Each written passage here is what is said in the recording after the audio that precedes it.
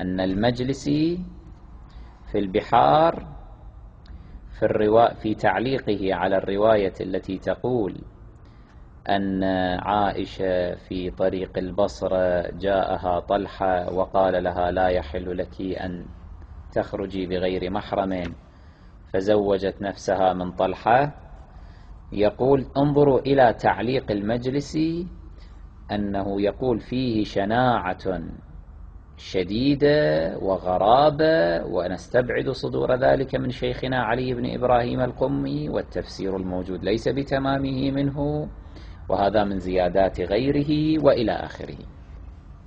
أخرج هذا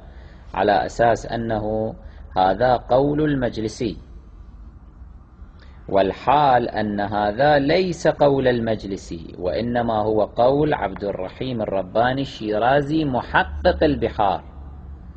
وأنا لما قرأت الرسالة تعجبت أنه يقع في مثل هذا الخطأ الفاحش، لأن قول المحقق موجود في الهامش، فتعمدت أن أرجع حتى أنظر جيدا إلى المقطع المرئي، وبالفعل رأيته يفتح الكتاب ويقرأ من الهامش، ومع ذلك يزعم أنه هذا قول المجلسي. فواحد من أمرين ها هنا، إما أنه كان غافلا إلى أقصى حد إذ لا يستطيع أن يميز ما بين المتن وما بين الهامش، والهامش كما هو معلوم يكون من المحققين والمهمشين، والمتن يكون من المؤلف، وإما أن يكون أنه مدلس يريد أن يوهم الناس هذا قول المجلسي. هذا ليس قول المجلسي، ليس قول العلامة المجلسي رضوان الله تعالى عليه، وإنما قول المحقق. وإنما قول المجلسي تجدونه على ما أتذكر في موضعين، حينما يقول بيان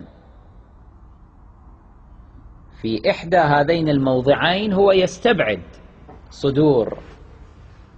هذه الفاحشة من عائشة في طريق البصرة، يقول ذلك بعيد عقلا وعرفا، مجرد استبعاد، لا يقطع ويجزم كما قلت أنت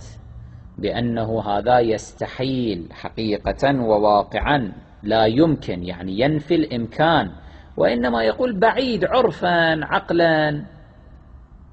هكذا. وفي نفس الوقت هو يستدرك، ارجعوا إلى كلام المجلسي، مع الأسف ما جئت به أنا، هو يستدرك يقول وإن كان في ضميره الخبيث اللي هو طلحة، وإن كان في ضميره الخبيث لا يستبعد منه مثل ذلك، لأن طلحة من المعلوم أنه كان يعشق عائشة حتى في زمان النبي صلى الله عليه وآله، وكان يقول أما والله لو مات محمد لأنكحن عائشة، كان يريد عائشة ابنة عمه. فكلام المجلس كان مجرد استبعاد وفيه استدراك وفيه تردد فقط، هذا كان كلام المجلسي، ولم يكن كلامه تعبيره عن الرواية بالشناعة وبأنه هذه الرواية لا يمكن أن تكون من مرويات شيخنا علي بن إبراهيم القمي رضوان الله تعالى عليه، وتشكيكه في التفسير وما إلى ذلك. هذا من قول المحقق، فأنت نسبت قول المحقق إلى قول العلامة المجلسي، وهذا من التدليس أو لا أقل من الغفلة. وأية غفلة، يعني لا تستطيع وأنت أمام عينك تقرأ من الهامش وما تميز بين الهامش وبين المتن.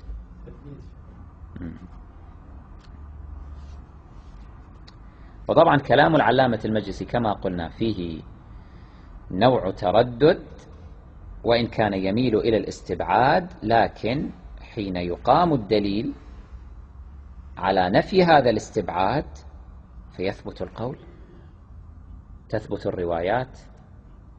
وهذا كما قلنا يفصل إن شاء الله تعالى في الكتاب المرتقب. وعلى أية حال المجلسي قوله قوله فقط، قول واحد من العلماء، هذا إن سلمنا أنه يمنع الأمر بتاتا، إن سلمنا ذلك،